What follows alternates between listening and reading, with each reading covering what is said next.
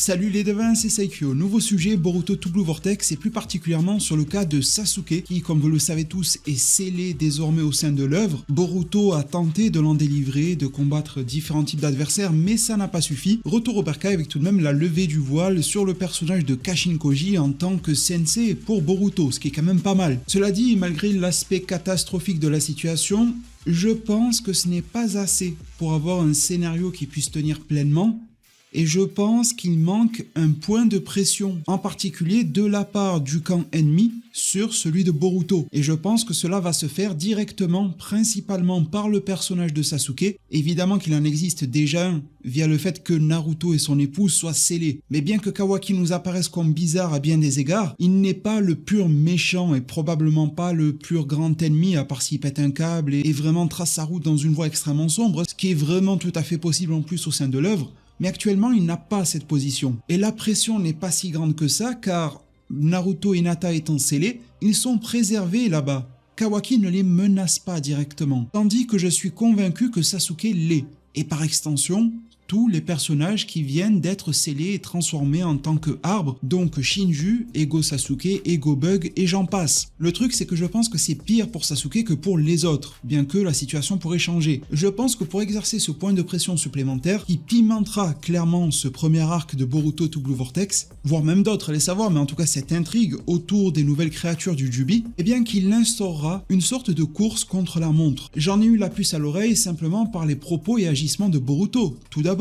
il s'excusera auprès de Sasuke en lui disant qu'il faudra encore attendre un petit peu. Ce même Boruto qui, à Konoha, paraissait totalement inébranlable, une fois face au Jubi ou plutôt face à ses évolutions, a perdu la main et le contrôle sur la situation, n'entendait plus les propos de Kashin Koji émis via le crapaud et a mis du temps à retourner à la raison jusqu'à ce qu'il soit acculé par cette petite faction de Jubi et qu'une fois rendu sur terre, ils reprennent relativement raison. Assisté évidemment des propos de Kashin Koji.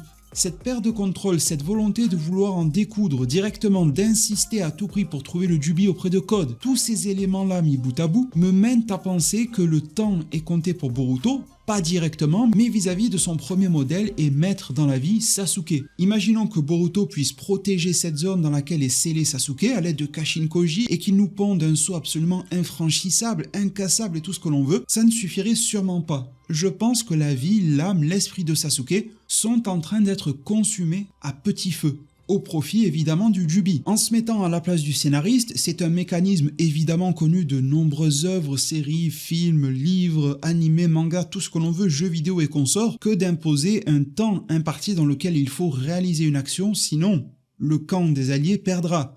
C'est la base des bases. Dans le contexte de Boruto to Blue Vortex, ça appuie réellement sur la phase sensible de Boruto et on l'a vu, jusqu'à perdre ses nerfs et à tenter d'affronter des adversaires qui le dépassent, désireux de saisir sa chance, de sauver en one-shot son sensei et peut-être même d'autres personnages. Ça permet à la fois de pressuriser le héros et de justifier ses pertes de contrôle malgré un entraînement qui est absolument classieux de la part de Kashin Koji. Au-delà de ça, pour nous en tant que lecteurs, c'est nous mettre face à la déchéance et à la perdition de Sasuke à petit feu, sans que lui-même ne puisse faire quoi que ce soit. Il est scellé, inconscient, et il est fort probable que petit à petit, l'intégralité de ses capacités, connaissances, de son esprit, voire peut-être de son âme, soit transférée au Jubi, qu'il matérialise en Ego Sasuke. Ce qui voudrait dire que la version face à laquelle Boruto s'est battu était relativement incomplète, alors que sa prestation était quand même déjà top niveau, mais ça veut aussi dire que la vie de Sasuke, même en restant dans l'immobilisme et en protégeant cet arbre dans lequel il serait scellé, est en train d'être consumé quoi qu'il arrive.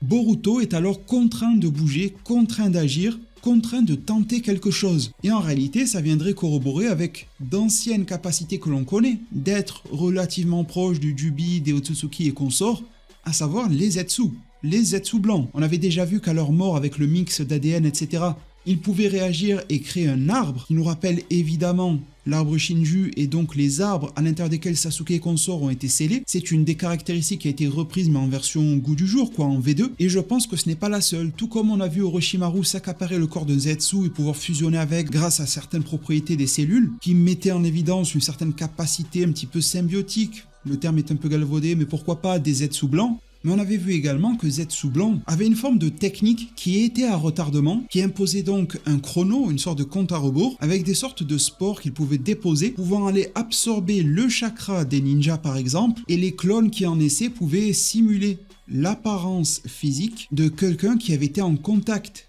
de cette partie-là de son corps à la base. Il pouvait donc reproduire un minimum le chakra de la personne, ses capacités, son apparence physique quelque peu. C'était assez faiblard, c'est resté assez anecdotique concernant le premier Zetsu, mais ça lui permettait de faire diversion à l'époque. Cette fois-ci, en parlant de V2 il y a quelques instants, je pense que nous avons la nouvelle version de cette espèce de technique-là, dans laquelle non pas le Zetsu, mais le Jubi directement, via ses mini-arbres, vampirise des personnages comme Sasuke, absorbe leur chakra, et peut les reconstituer, les reproduire avec un niveau de fidélité tellement plus élevé que celui du Zetsu, avec des êtres tels que Ego Bug ou encore Ego Sasuke et la petite bande qu'il forme avec les autres. Encore que j'ai de bonnes raisons de me questionner sur l'identité et l'origine de certains du groupe, notamment Tête d'Oignon, mais on en reparlera plus tard. Et donc pour conclure, oui, je pense que la vie de Sasuke est directement menacée, qu'elle est puisée petit à petit, et pourquoi est-ce que le temps presse désormais, pourquoi est-ce que Boruto perd son contrôle maintenant? C'est parce qu'on nous a sous-entendu dans l'œuvre que Sasuke pourrait être scellé depuis 2 ans. Alors attention, prenez ça avec des pincettes, mais quand on essaie de rassembler ce puzzle relativement nébuleux,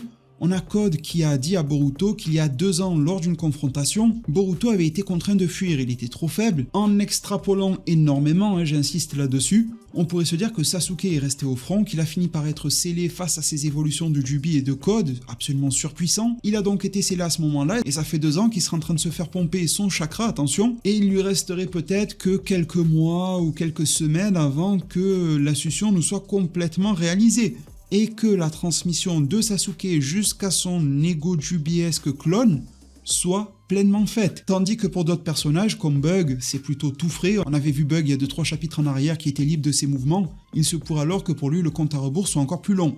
Mais attention, on est dans un manga, et comme dans toute fiction, les règles sont faites pour y être modifiées. Il est fort possible qu'à force de vouloir dévorer, qu'à force de lutter face à ses instincts et qu'à force d'évoluer, le Jubi puisse consumer ses absorptions via les arbres encore plus vite, ce qui accélérerait d'ailleurs le compte à rebours pour Sasuke qui approchait déjà de la fin, qui mettrait une pression encore plus grande sur Boruto, qui le pousserait à lui, et plutôt son duo qu'il forme avec Hashin Koji, à agir un petit peu plus dans la hâte, mais de manière sûrement très percutante pour nous, spectateurs, ce qui en définitive justifierait pourquoi le Jubi était serein lorsqu'il a vu Boruto s'échapper.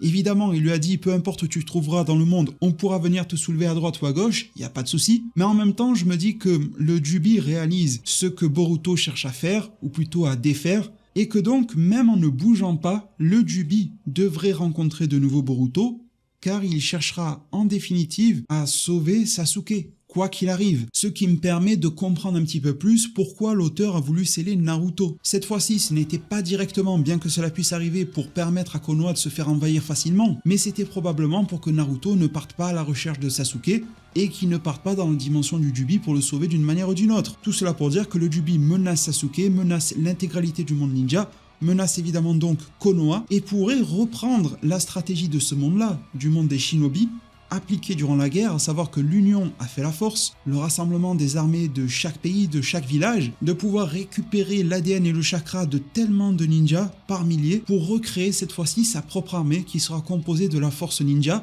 mais qui œuvrera pour le Jubi. L'armée de Zetsu était sympa mais pas suffisante du tout. Les Edo Tensei non plus. La première attaque du Jubi n'a pas fonctionné, et bien cette fois-ci le Jubi pourrait attaquer en utilisant une stratégie que l'adversaire a utilisée autrefois, se constituer une armée qui sera composée des meilleurs éléments que l'Alliance Ninja aurait pu posséder à la base.